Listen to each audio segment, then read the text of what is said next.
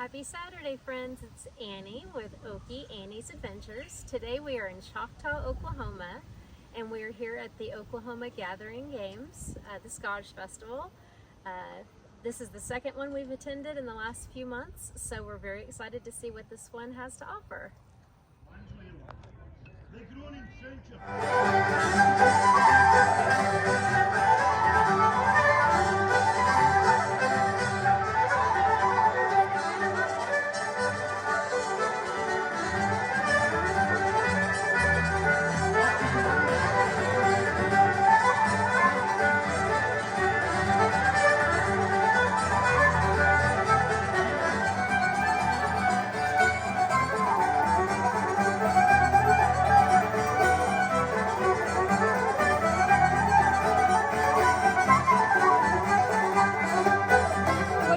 Today.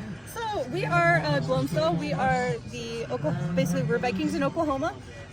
We are a reenactment group who we practice what we call experimental archaeology. So basically, instead of just reading books and looking at pictures to study the past, we try to recreate it with as close to the tools, materials, and techniques that you would see, say in the Viking period. So my clothing that I'm wearing today is all pretty much accurate to 10th century Viking period. So I have a linen tunic that I actually hand sewed myself. Oh, fantastic. I have my linen trousers, my lovely Winnegoss. So this would be pretty much accurate to what a kind of. I'm not quite a thrall, I'm not quite that poor, but I'm a kind of a step up. I haven't quite gone enough successful raids yet, but eventually I will. And then my beautiful woman will have a lovely string of beads between her turtle breeches to show off where all I have been. Okay. So, how long have you all been doing this? A couple of years for us. Some of them have been way longer. The joke is we also kind of work with the UCO Medieval Society, and the joke for us is that once you graduate from the University of Central Oklahoma, if you were part of the Medieval Society, you come join us at Glomstall because you're having so much fun you don't want to stop. Oh, that's awesome. Well, where does someone go to get more information about learning more about what you do? Yeah, so we do have a Facebook page. We have a Facebook group, Glomstall Vikings in Oklahoma. We go to a lot of different kind of just Ren fairs and different events around the state of Oklahoma. We actually will be having our Viking market on Saturday, October the 26th.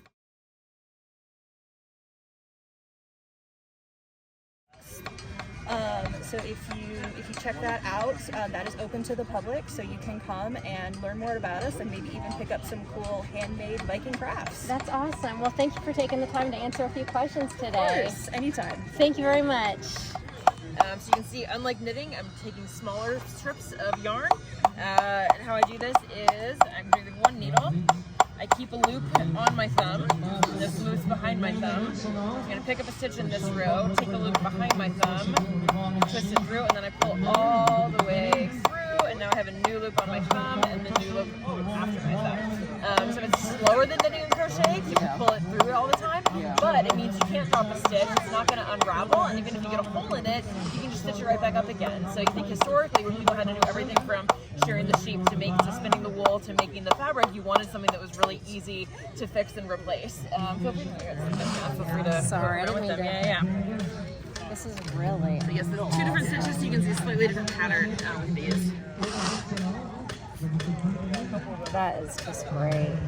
Beautiful. Thank you. It's noisy to stand here and crank this thing, but I gotta crank it for a second because we're burning a rock. Okay, straight out of the ground like that. And what this thing does is blows air up through the bottom of this core. We gotta have a fire about, it wants to be, I think, about 800 degrees to actually light coal. We start off with a little piece of fire starter down here, paper bag, charcoal, whatever, with oil on it. Light that and get it going hot with this air, and that's what'll get the coal lit. So as the coal burns,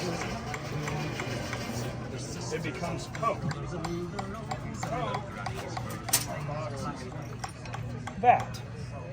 So it becomes more porous. You'll feel it's a lot lighter than It is very light. blocks of a similar size.